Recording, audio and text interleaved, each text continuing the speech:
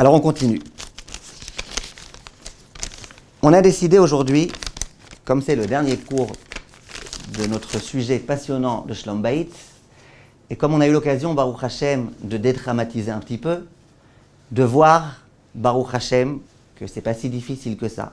Et je crois qu'on est tous arrivés à la conclusion que le mariage, c'est pas la mère à boire, c'est la belle-mère à avaler. Donc on va aujourd'hui, Be'ezrat Hashem, parler des belles-mères. On va essayer de comprendre pourquoi. Pourquoi il y a tellement de haine, pourquoi il y a tellement de disputes, pourquoi il y a tellement de conflits. Comment ça se fait? Est-ce que c'est normal? Est-ce que c'est naturel? Et ensuite, on va essayer, Be'ezrat Hashem, d'arriver aux solutions. Alors, ce cours-là, j'aimerais bien aussi, si vous voulez, je pense que vous le voudrez, j'aimerais bien que vos maris l'écoutent, à l'occasion que vos belles-mères l'écoutent encore mieux. J'aimerais bien qu'ils l'écoutent parce que c'est un peu difficile de parler uniquement à la femme et pas à son mari de ce problème de belle-mère. Mais bon, vous pourrez aussi, si vous voulez, ne pas lui montrer toute l'heure du cours, mais simplement lui dire à l'oral ce qu'on a dit, les points importants. Venez, on commence par un cas d'école. Cas d'école. Julien revient à la maison après une journée de travail. Il entre à la maison, il ouvre la porte, il voit face à lui Tchabab en personne, sa femme. Tchabab. Et sa femme, elle allume la mitraillette en mode automatique. Ta mère, ta mère, ta mère, ta mère, ta mère, ta mère, ta mère, tu sais pas ce que ta mère elle a fait, tu sais pas ce qu'elle m'a embêté, ta mère, alors là elle a carrément dépassé les limites. Tu peux juste qu'est-ce quoi la différence entre dépasser les limites et entre dépasser les limites carrément? Carrément dépasser les limites. Ça fait 100 fois qu'elle lui répète que sa mère, elle a carrément dépassé les limites. Ils sont mariés depuis 2 semaines. La question la réaction du mari, ça va être quoi la réaction du mari? Alors si le mari il est mal élevé, il va me dire ta mère, ta mère, ta mère, ta mère et ta sœur. S'il est mieux élevé, il va dire écoute, je suis désolé, c'est ta belle-mère à toi, c'est toi qui te débrouilles avec elle. C'est pas ma belle-mère à moi, qu'est-ce que tu viens chez moi? Et d'ailleurs il va lui dire tu sais, moi je préfère ta famille à toi que ma famille à moi. Ouais, bien sûr. Bah oui, moi je préfère ta belle-mère que la mienne. Maintenant, ça c'est s'il est bien élevé. Et s'il est Talmid Chochem, religieux, alors comment il va réagir? Il va dire mais comment tu parles de ma mère? Mais pour qui tu t'es pris? Mais tu sais pas que la Shonoré, tu sais pas que c'est interdit de parler comme ça? Et comment c'est possible? Et t'as pas vu ta mère? Et machin? Et voilà, dans tous les cas, le point commun, c'est que ça risque de mal se terminer de la même façon que ça a mal commencé. La question, et ça c'est ce qui se passe, exprès j'ai dit que c'est un cas d'école, parce que c'est un cas qui est extrêmement, extrêmement rare chez les extraterrestres. Adam Arishon, on dit qu'il avait une vie dans le paradis, c'est l'un des seuls hommes à ne pas avoir eu de belle-mère.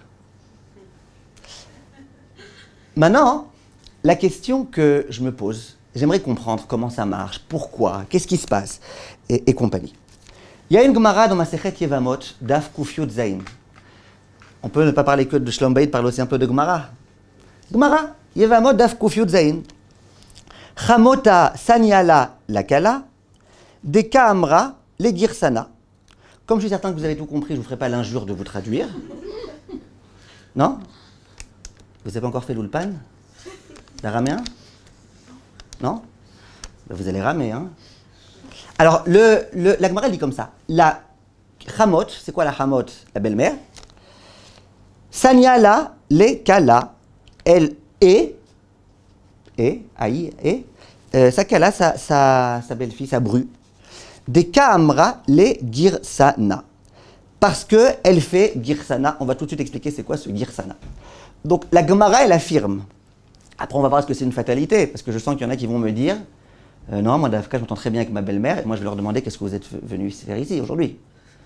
Mais il y a des gens qui vont peut-être bien s'entendre, on va y arriver. En tout cas, la Gemara, elle annonce que la belle-mère et son gendre, ils ne s'entendent pas. Et la Gemara, elle explique jusqu'où ça va. Parce que ce n'est pas simplement une Gemara qui vient pour nous rassurer, on n'est pas les seuls à avoir des problèmes avec nos belles-mères. La Gemara, elle dit pas ça. La Gemara, elle dit qu'il y a des nafkamina, la chalema assez. Si vous voulez que je vous dise en 1 minute, c'est quoi la nafkamina, l'incidence pratique qui ressort de ça, vous allez être très choqués. Mais c'est ce que la Gemara, elle dit. La Gemara, elle dit, on sait que quand une femme, elle a perdu son mari, perdu au sens propre du terme, ça veut dire elle l'a perdu, elle ne le voit plus, elle ne le trouve plus, elle ne sait pas où il est parti en voyage, il n'est pas revenu. Donc elle ne sait pas s'il est mort ou s'il est encore en vie. Comment on l'appelle? Qu'à Dieu préserve, comment on l'appelle? Une aguna. Elle n'est pas veuve, peut-être son mari est là. Une aguna.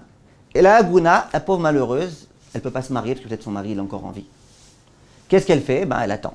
Elle prie, elle attend, et elle attend, et elle attend. Ça, c'est le concept de aguna.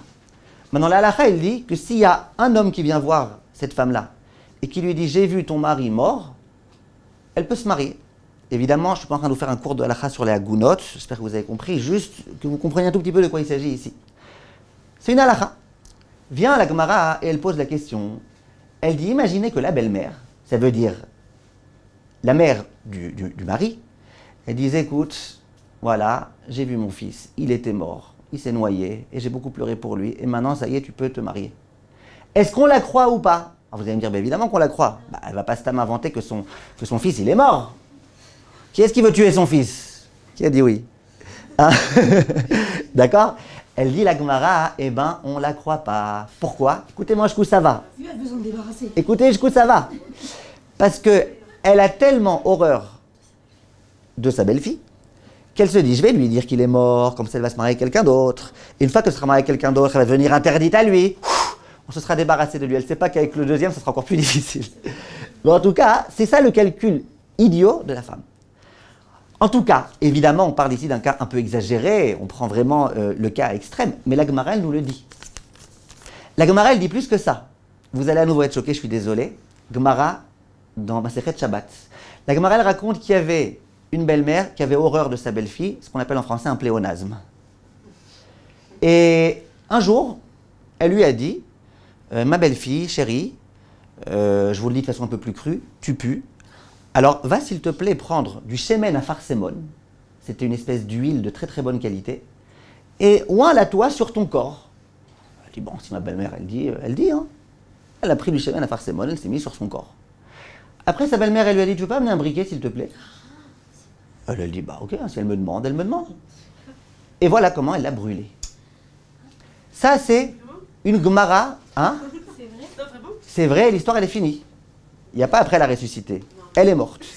Gemara, dans ma Masechet Shabbat, regardez, je vous propose quelque chose. Quand je fais des blagues, je lève la main gauche. Quand c'est sérieux, je lève la main droite. Là, c'est sérieux. C'est très sérieux. C'est une Gemara dans ma Masechet Shabbat, Daf, Kavav, si mes souvenirs sont bons, je peux vérifier tout de suite. Shabbat Kavav. Comme ça, la Gemara, elle dit. Maintenant, la Gemara, ça lui arrive quelquefois de nous raconter des histoires de folles. Mais elle nous le dit. Elle nous le dit, sachez, cette femme-là, c'était une folle. Non, plusieurs fois. Masechet Kloubot, dans plein d'endroits.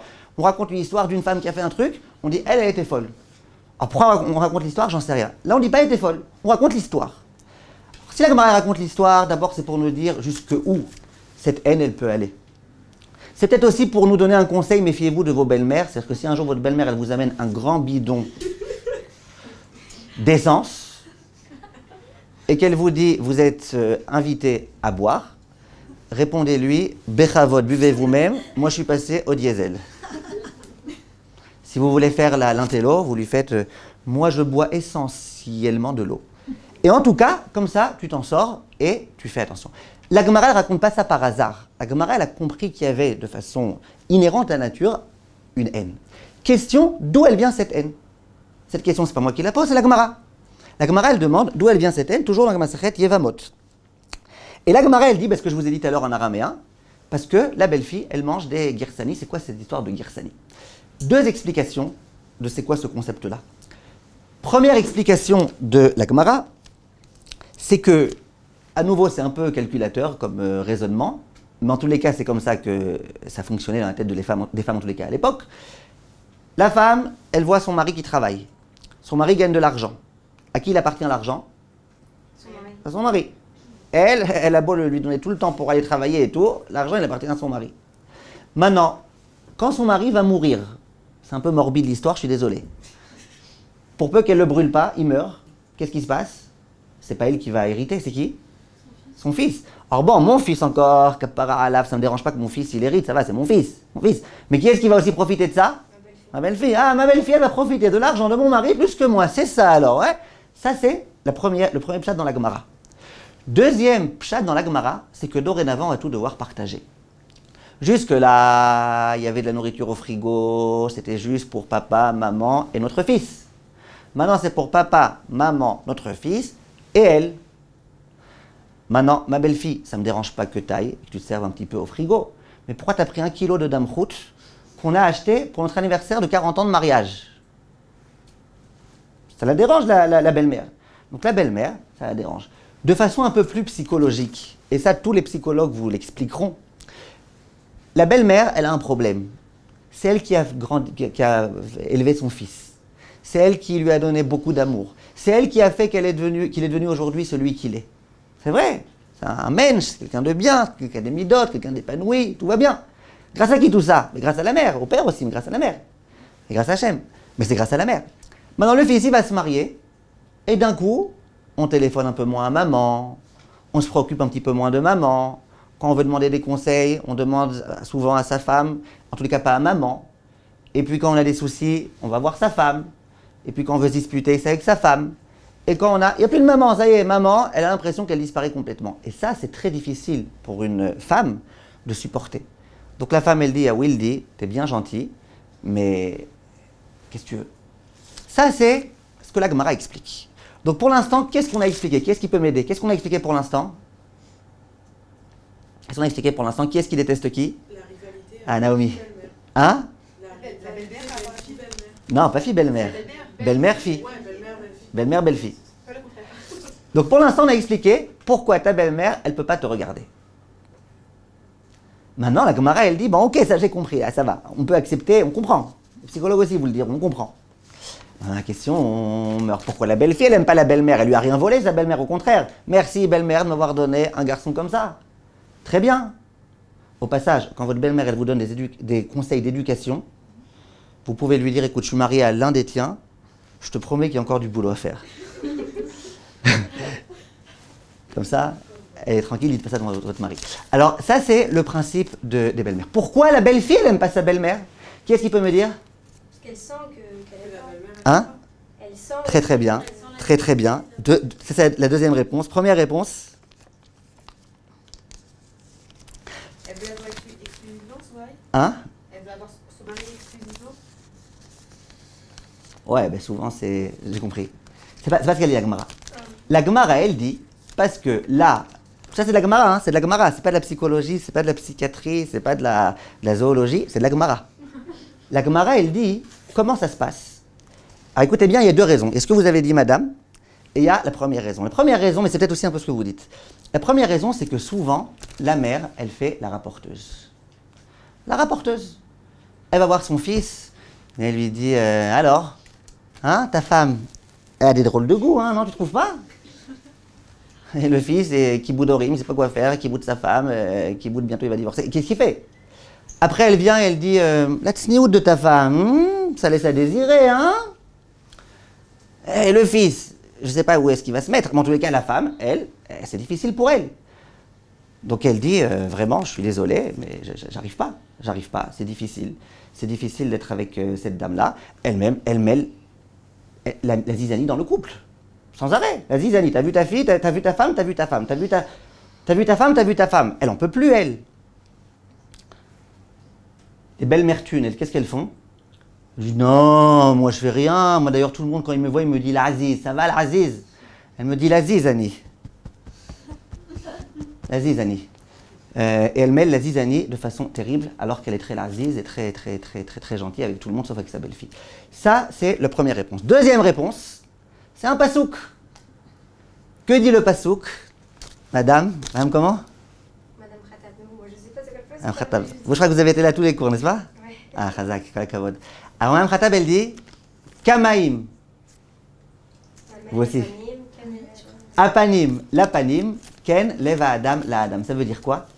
Ça veut dire, de la même façon que toi, tu regardes l'autre, l'autre, il te regarde. Quand tu te regardes devant un miroir et que tu vois un fantôme, c'est pas la peine d'aller rendre le miroir. C'est qu'il y a un problème. Parce que le miroir, il réfléchit, pas comme certains. Et donc, il réfléchit l'image que tu lui donnes. Eh bien, on dit, les relations humaines, pas que avec les belles-mères, les relations humaines, la façon dont je te regarde, toi, tu vas me regarder. Or, on a expliqué que quoi? Que la belle-mère, elle regarde sa belle-fille d'une façon un peu comme ça. Donc la belle-fille, qu'est-ce que tu veux? C'est inhérent à sa nature. C'est un pasouk explicite. Shlomo Améler que quoi? Que aussi, elle va la regarder comme ça. Donc, pour résumer notre histoire, la pauvre belle-fille, elle a invité Shabbat chez sa belle-mère. Elle arrive à la maison, sa belle-mère, elle veut la mettre à l'aise. Elle lui dit « Bonjour Dvorah !»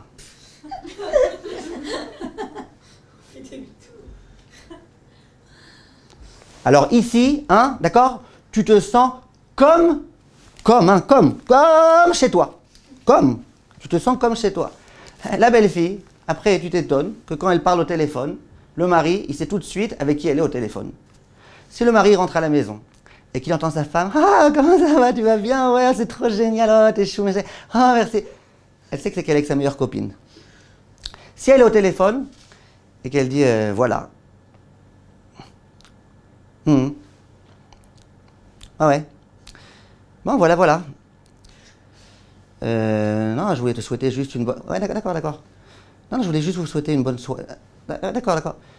Voilà, bon, une bonne soirée, alors à bientôt, à demain. Tac! C'est qui? La belle-mère. Et si c'est... Allô? Ma maman n'est pas là! C'est que c'est les impôts. Mais en tout cas, tu peux tout de suite savoir avec qui ta femme au téléphone, je vous assure, demandez à vos maris, ils savent. Ils savent quand est-ce que vous êtes avec sa mère, quand est-ce que vous êtes avec votre mère, quand est-ce que vous êtes avec lui, ça aussi il sait, et il sait tout. Mais c'est normal, regarde comment elle m'accueille. Et moi, qu'est-ce que tu veux que je fasse? Donc, t'es mal accueilli, mais toi aussi t'accueilles l'autre mal. Et c'est comme ça que ça fonctionne, ça s'appelle Kamaim Apanim Lapanim, Ken Leva Adam La Adam, c'est comme ça que ça fonctionne, et En Malasot, c'est comme ça que ça fonctionne. Maintenant, j'en reviens à Julien. Vous vous rappelez de Julien? Vous vous rappelez de lui? Il revient du travail. Sa femme, elle lui dit, ta mère. Maintenant, lui, comment il réagit? Eh bien, il s'énerve. T'as pas vu la tienne? Et puis, ça devient une dispute. Moi, je m'adresse à Julien et je lui dis, attends, tu peux m'expliquer juste quelque chose? C'est qui ici le fautif dans l'histoire? C'est qui? C'est pas ta femme, la fautive. S'il y a bien quelqu'un qui est fautive, c'est ta mère. Mais c'est la Gemara qui le dit. La Gemara, elle ne dit pas que la belle-fille, elle fait des embrouilles à la belle-mère. La Gemara, elle dit que la belle-mère, elle fait des embrouilles à la belle-fille, du coup, la belle-fille, elle la haït. N'est-ce pas? Donc, Julien, tu te calmes, parce que celui qui fait des problèmes, c'est ta mère. Maintenant, si vraiment, tu veux pas, chas v'shalom, comment vous parlez de ma mère, chas v'shalom, hamsa, alors qu'est-ce que tu fais? Ben, tu lui dis, Julien, c'est toi qui fais les problèmes. Parce que je te promets que si tu t'étais pas marié avec cette femme-là, eh ben, ta mère, elle l'aurait pas haï. Donc c'est toi le problème. Moi, les gens, ils me demandent, vous n'avez pas par hasard une ségoula, mais une ségoula qui marche, vous savez, parfait, les ségoulas qui ne marchent pas. Une ségoula qui marche pour être sûr qu'on n'aura pas de problème avec sa belle-mère. En général, je dis à la personne, t'es marié ou t'es pas marié? Il me dit, non, je suis marié, bien sûr que je suis marié. J'ai problème avec ma belle-mère, je suis marié. Alors, c'est très simple. Tu l'invites à la maison. Moi, je vais l'inviter à la maison? Oui, tu l'invites à la maison. Écoute, moi jusqu'au bout. Et tu prépares à ta belle-mère une omelette. Je te donne la recette. Tu mets la poêle sur le feu, tu mets de l'huile, tu mets l'œuf, tu mets du fromage, tu mets du sel, tu mets de l'eau de javel, tu mets du paprika, tu mets du poivre. Comme ça, tu n'auras plus de problème avec ta belle-mère. Et s'il me dit qu'il n'est pas marié, je lui dis, j'ai une super ségoula pour toi, tu ne te maries pas. Tu ne te maries pas, tu n'auras pas de problème avec ta belle-mère. Donc c'est qui ici le problème? Le problème, c'est soit la mère, soit si tu remontes encore avant, hein, c'est le problème du fils. Tu n'avais qu'un pas te marier. Il va dire, je ne peux pas me marier. Vous savez, les mères souvent, ah, kapara, alecha, tu t'es toujours pas marié. Quand tu vas te marier? Ah, quand tu vas te marier, mon fils? Quand? Que c'est ces mères? Les enfants, ils ont horreur de ça. Ah, c'est toi le prochain. Kapara, alecha, c'est toi le prochain. Une fois, il y en a un, c'était comme ça. Il a dit, moi, j'ai réussi à calmer ma mère. Je lui dis, comment? Je lui dis, à chaque fois qu'on allait à un mariage, ma mère, elle me disait, c'est toi le prochain, j'en pouvais plus. Je lui dis, comment t'as fait pour l'arrêter? Elle dit, c'est très simple. À chaque fois qu'on allait à un enterrement, je lui disais, maman, c'est toi la prochaine. D'accord? En tout cas, elle a arrêté elle aussi de... Ce que je veux vous dire, c'est que le principe, on a compris, le principe de la faute de qui? C'est pas de la faute de la femme. C'est pas de la faute de la femme d'une façon générale. Alors, si on a compris ça, on peut maintenant continuer à réfléchir un tout petit peu. Maintenant, on va se mettre à la place tout de suite. Tout de suite, on va se mettre à la place de Julien. On va se mettre à sa place. Donc Julien, il est partagé. Parce que d'une part, il doit honorer sa femme, il doit comprendre sa femme, il doit lui montrer qu'il l'aime et qu'il l'adore et compagnie. D'autre part, il a sa mère. Il comprend aussi sa mère. Qu'est-ce qu'il fait? Or là, parfois, Julien, il fait la grosse bêtise, et c'est, je pense, dans la plupart des cas. Peut-être j'exagère un peu quand je dis ça, mais dans beaucoup de cas, Julien, qu'est-ce qu'il fait? Il fait l'arbitre. Allez, 2-1, 2-1. Allez, maman, vas-y, dis-lui à ma femme. Ouais, super, 3-1, 3-1. Allez, vas-y, réponds-lui. Coup franc, penalty, but. Julot, tu calmes ta joie? T'as ta mère, t'as ta femme, t'as les êtres les plus importants pour toi au monde. Qu'est-ce que tu fais? Pourquoi tu te sens le devoir d'être arbitre? C'est la plus grave erreur ça, à faire, d'être arbitre. Alors quoi? Alors qu'est-ce qu'on fait? Qu'est-ce qu'on fait pour faire en sorte de résoudre les problèmes? Alors, j'aimerais vous dire quelque chose. Tout d'abord, est-ce que c'est obligatoire que ça aille pas avec les belles-mères? Pourquoi je demande est-ce que c'est obligatoire? Parce que peut-être que si la Gemara elle le dit, eh bien c'est obligatoire. Il y a une femme qui, quand son mari lui dit mais pourquoi t'es comme ça avec ta mère, avec ma mère? Elle lui dit c'est écrit la Gemara. Kapanim, apanim, lapanim. Moi j'accomplis cette mitzvah-là, avec beaucoup de fanatisme, mais j'accomplis cette mitzvah. Elle m'embête un peu, moi je la tue. Un peu de fanatisme. Alors il faut savoir que, est-ce que c'est obligé ou pas? Alors Madame Toledano, elle dit c'est pas obligé. Madame Toledano aussi, je crois qu'elle est venue à tous les cours. Pourquoi Madame Toledano, c'est pas obligé? Ah, alors j'ai rien dit. Pourquoi c'est obligé? Pourquoi c'est pas obligé? On peut s'entendre avec sa belle-mère. Elle peut ne pas venir avec de la haine. Pourquoi? Elle travaille sur elle. Est-ce que vous avez des preuves? Voilà. Est-ce que vous avez des preuves? Hein? Des preuves de quoi? Des preuves qu'on peut s'arranger avec sa belle-mère. Il y a des belles-mères. Non, pas des exemples. Hein, Non, c'est quand on pense à quelqu'un pour causer, on se dit elle a dû travailler ou autre chose, non? Elle a dû... Est-ce que vous avez un exemple de la Torah? Oui, Ruth et... Oh! Il a fait. Ruth et Naomi. Qu'est-ce qu'elles ont fait, Ruth et Naomi? Elles s'entendaient très très bien. Pourtant, c'était belle-mère, bru. Donc, elles s'entendaient bien. Et ne me dis pas, ouais, c'était Ruthie, c'était une abrutie. Non, c'était Ruth. Elle était intelligente. Elle savait s'arranger avec les gens et ne pas s'arranger avec ceux avec... Donc, tu vois que ce n'est pas obligatoire. Autre preuve, peut-être encore plus forte. Il y a écrit dans la Gemara, dans ma Masechet Sota, je lève la main droite que vous compreniez que ce n'est pas une blague, il y a écrit dans ma Masechet Sota, daf même tête, que l'un des signes que le Mashiach va bientôt venir, c'est qu'il y a plein d'exemples là-bas de choses qui sont données, et il y a écrit que l'une des choses, c'est qu'il y aura une génération tellement chutzpanite, tellement arrogante, que Kala Kama Bechamota. Que Madame la belle-fille, elle ose se lever contre sa belle-mère. Comme ça, la Gemara, elle dit. La belle-fille qui ne se comporte pas bien avec sa belle-mère, c'est quoi? C'est la preuve que le Mashiach va bientôt venir. Je crois que le Mashiach, il aurait déjà dû être là depuis il y a 10 ans avec les problèmes de belle-mère. N'est-ce pas? Donc ça veut dire que quoi? Que c'est pas obligé. Ça veut dire que c'est que quand vraiment ça va pas, que c'est que à l'époque du Mashiach, c'est que quand les belles filles elles sont effrontées qu'elles se comportent comme ça avec leur mère. Mais c'est pas quelque chose de normal. Alors c'est normal ou c'est pas normal? La Gemara elle dit que c'est normal. Et l'autre Gemara elle dit que c'est pas normal, c'est contradiction, non? Vous connaissez pas l'araméen, mais moi je vous traduis ça en français, c'est la question. Vient le Sheilat Yabes, l'un des grands poskim, et il donne un Yesod. Il dit premièrement, c'est pas obligé. La Gemara n'a pas dit que c'est obligé. La Gemara, elle te dit que quand la femme, elle témoigne que son fils est mort, ne la crois pas parce que peut-être qu'elle fait partie du pourcentage de femmes qui n'aiment pas sa belle-fille. Deuxièmement, il dit le Yahabet, quelque chose de très intéressant. Il y a une grande différence entre le cas où la belle-fille, elle habite avec sa belle-mère, où elles sont ensemble toutes les deux. Là, ça explose. À un moment ou à un autre, ça risque d'exploser. Ça peut exploser. Et c'est là, en général, qu'on dit qu'il y a de la haine, parce que sans arrêt, tu la vois, tu la revois, tu la re-revois, et vas-y, fais-lui la tête, et vas-y, fais-lui la tronche, et vas-y, redis-lui la même chose. Au bout d'un moment, il y a des disputes. Et c'est de ça que la Gemara, elle dit, quand elle dit que souvent, ça peut arriver que la belle-mère, elle n'aime pas sa belle-fille. Par contre, quand on dit que la belle-fille, elle est arrogante, et elle ose parler contre sa belle-mère, etc., c'est dans le cas où elles n'habitent pas ensemble. Elles sont loin. L'une, elle est en France, l'autre, elle est en Italie. Elles sont loin. Donc, si elles sont loin, il n'y a pas tellement de raisons de se disputer. Donc vient le Yahabet et il arrive avec une chose très très intéressante. Il dit c'est pas obligé. Maintenant le problème, comme je vous le disais au début du cours, aujourd'hui on vit avec des clichés. Aujourd'hui tu viens voir quelqu'un, tu dis ça va avec ta belle-mère? Pour l'instant ça va. On attend. On est en connaît-nous, on attend le pire. Qu'est-ce que ça a besoin d'attendre le pire? Peut-être ça va être encore mieux. Non, moi on m'a toujours dit la belle-mère. Non, c'est pas la peine d'attendre que ça aille mal. Ça peut aller bien, et ça peut aller très très bien, et tant mieux si ça va bien. C'est pas obligé que ça aille pas bien. Donc ça, c'est un premier point. C'est pour ça que bravo à celles qui ont dit et se sont travaillées. C'est vrai. C'est pas obligé que ça aille pas bien. Hein. Naturellement, si tu te laisses aller, ça risque de pas bien aller.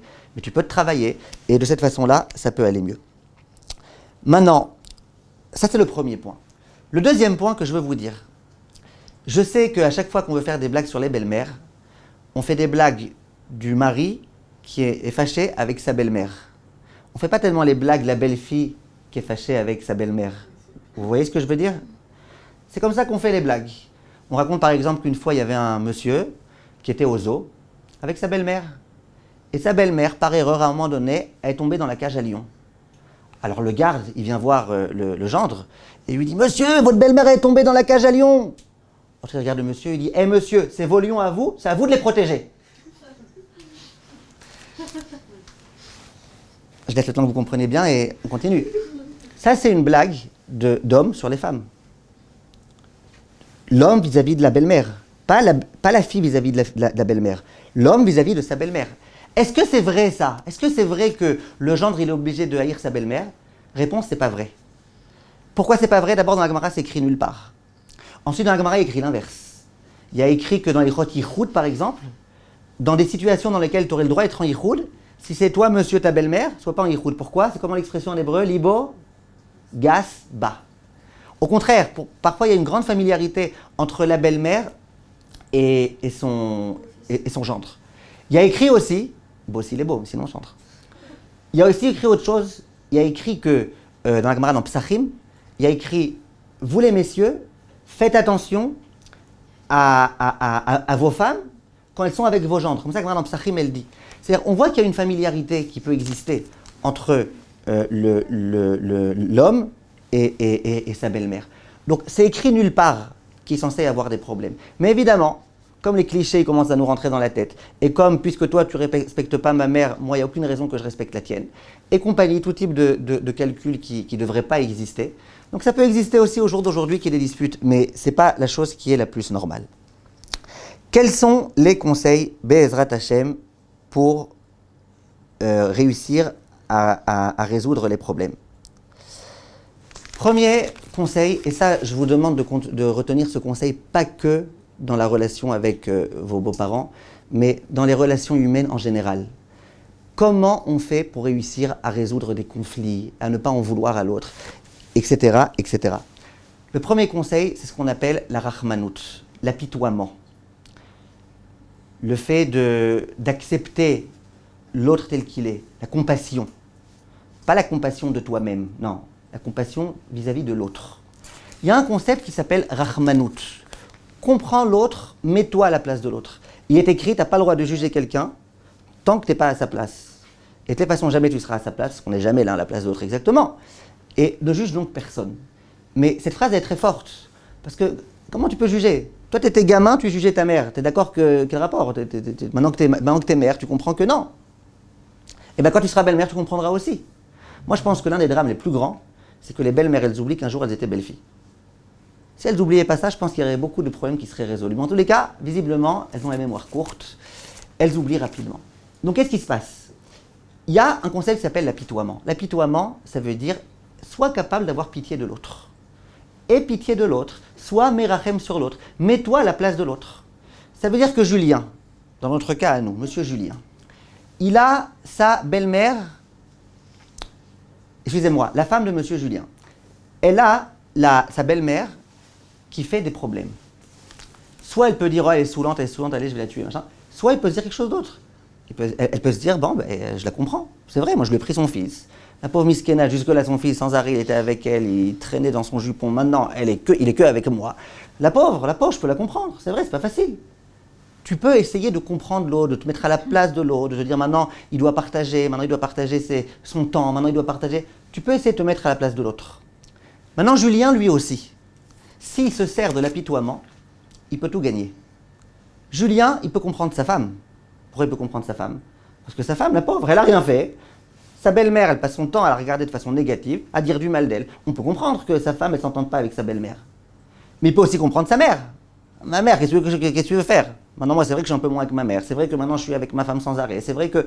Donc, quand tu essayes de comprendre l'autre, de te mettre à la place de l'autre, c'est déjà beaucoup plus facile à supporter l'autre.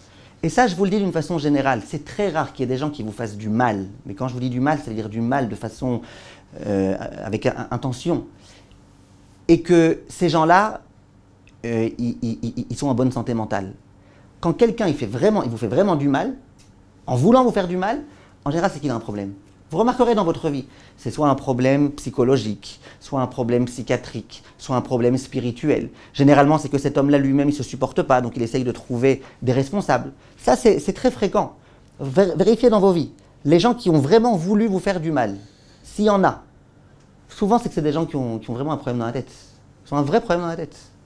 Donc ça, c'est un premier point qu'il faut savoir et qui peut aider de faire preuve de compassion. Ça veut dire que ce Julien, au lieu de faire l'arbitre, ce qui est complètement idiot, au lieu de commencer à juger qui est-ce qui a raison, si c'est ça, ah cette fois-ci c'est ma mère, ah cette fois-ci c'est toi. Non, au lieu de faire ça, qu'il fasse preuve de compassion.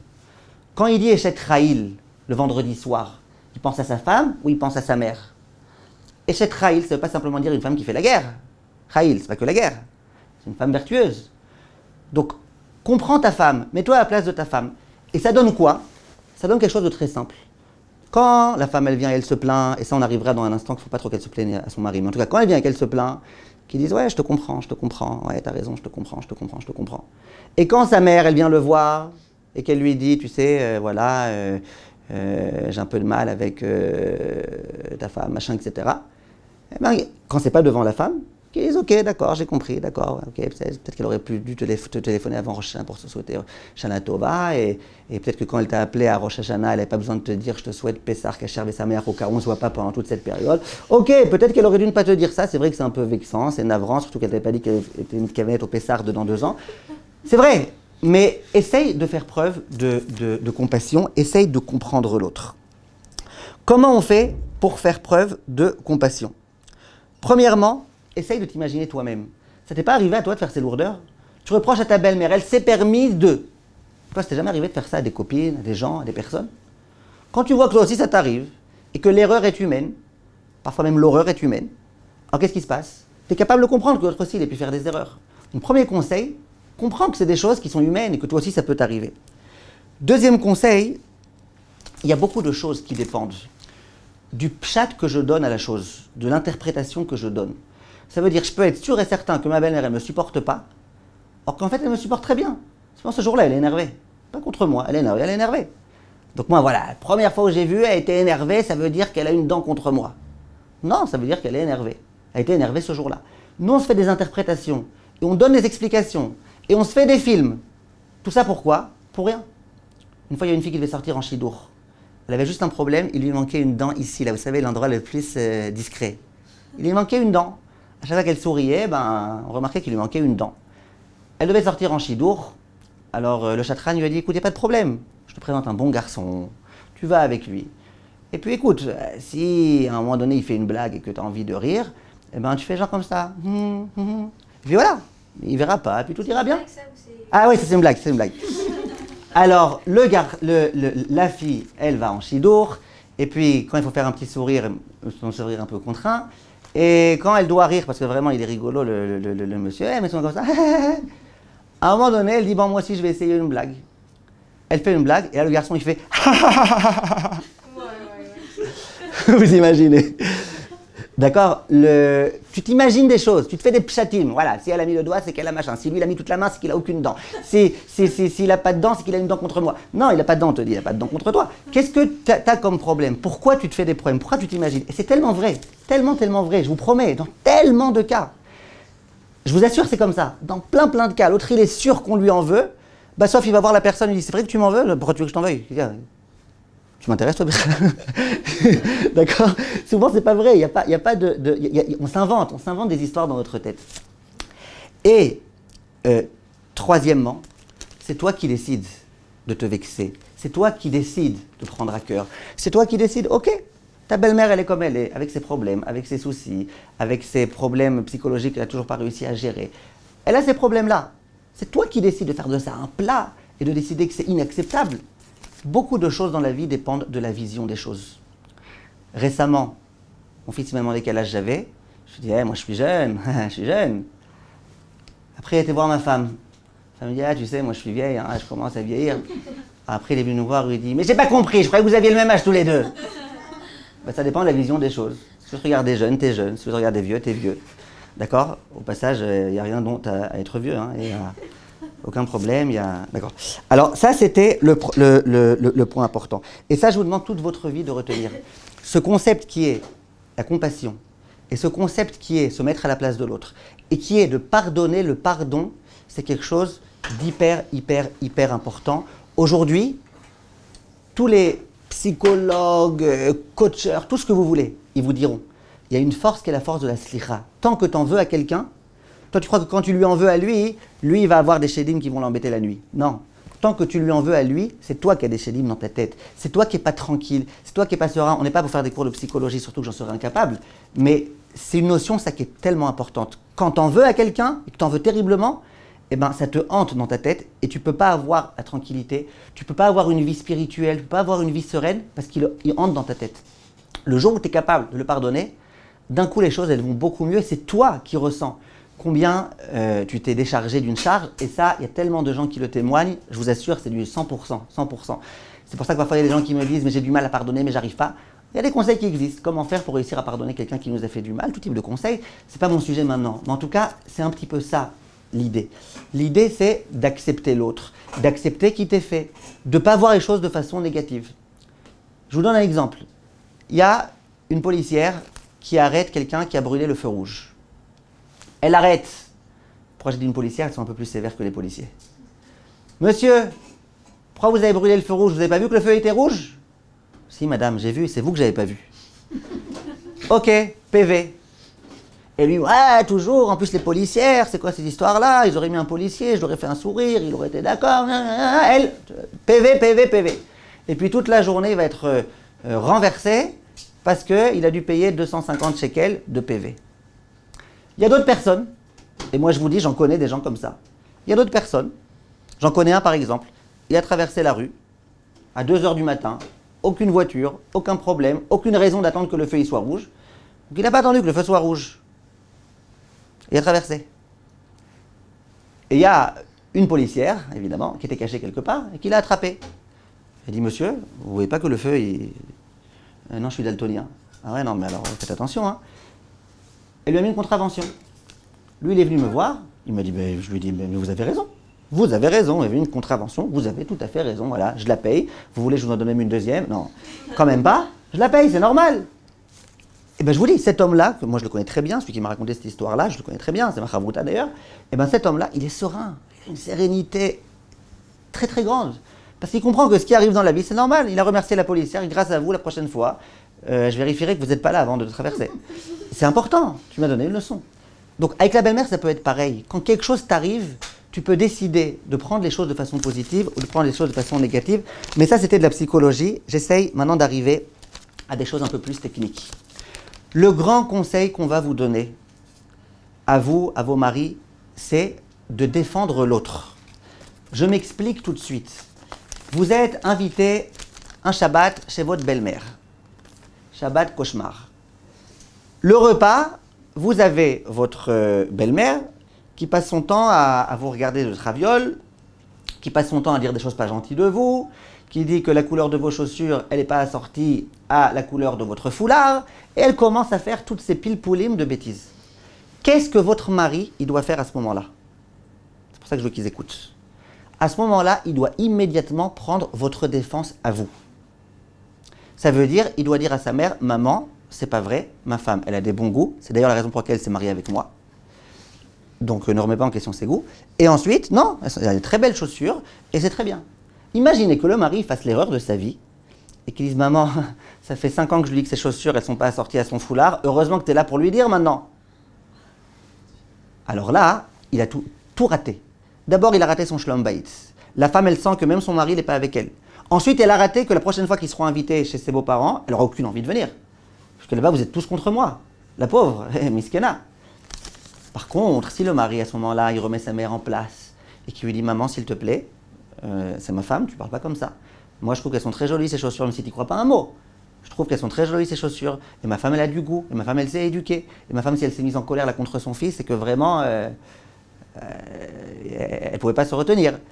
Quand tu prends la défense de ton mari se sent protégé. Exactement la même chose dans le sens inverse.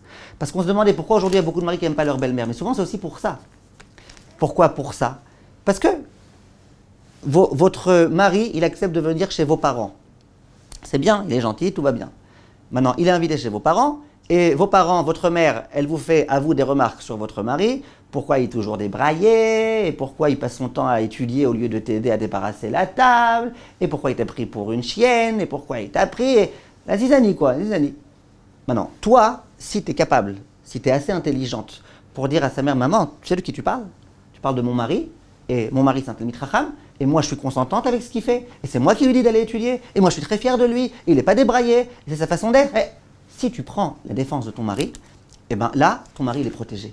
Il est protégé par toi, et tes parents, ils comprendront, je ne sais pas s'ils arriveront à appliquer, mais au moins ils comprendront ce qu'il ne faut pas dire, ce qu'il ne faut pas faire, et ce qu'ils n'ont pas le droit de faire.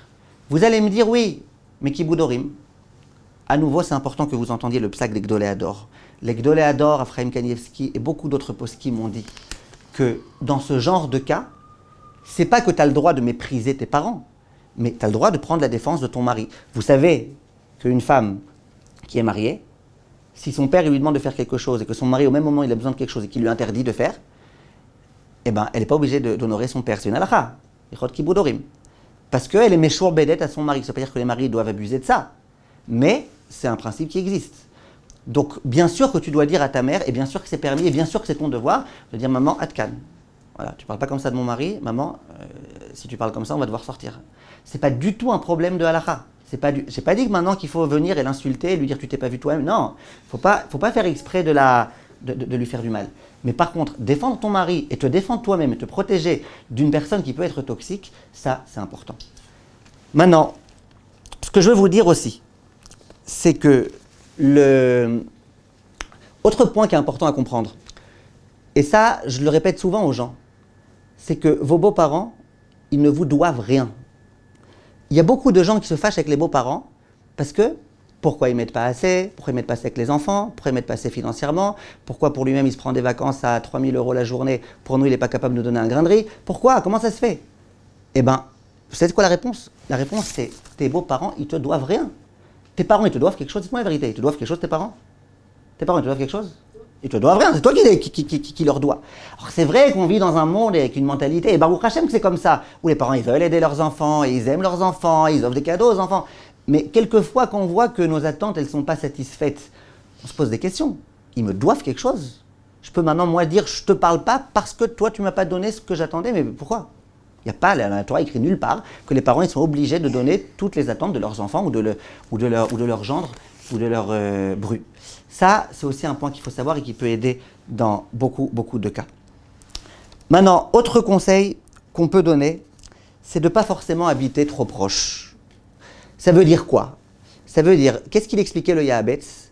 Le Yahabetz, il disait, quand est-ce qu'il y a des problèmes? Quand on est trop l'un chez l'autre. Donc on est trop chez l'autre et il y a trop souvent des erreurs qui sortent de la bouche, et des gaffes, et des gastons, et des machins, n'est-ce pas? Donc qu'est-ce qui se passe? Eh bien, essaye dans certains cas, quand tu sens que il commence à y avoir un peu de tension, eh ben, essaye de ne pas être forcément trop proche. C'est pas la peine d'aller tous les Shabbats chez tes beaux-parents si tu vois que tu ne supportes plus. Tu peux 2 fois oui, 4 fois non, 1 fois oui, 1 fois non, après on peut s'arranger. Mais il y a écrit nulle part dans la Torah que tu es obligé d'être un Shabbat chez ton père, un Shabbat chez son père, un Shabbat chez ton père, un Shabbat... Et toi, tu es quand avec ta femme? Il y a écrit nulle part ça. Donc après, il y a des choses qui sont mécoubalotes, qui sont habituelles et qu'on fait, qu'on a l'habitude de faire, il ne faut pas vexer, évidemment. Mais prendre parfois de la distance, ça peut être quelque chose qui peut aider.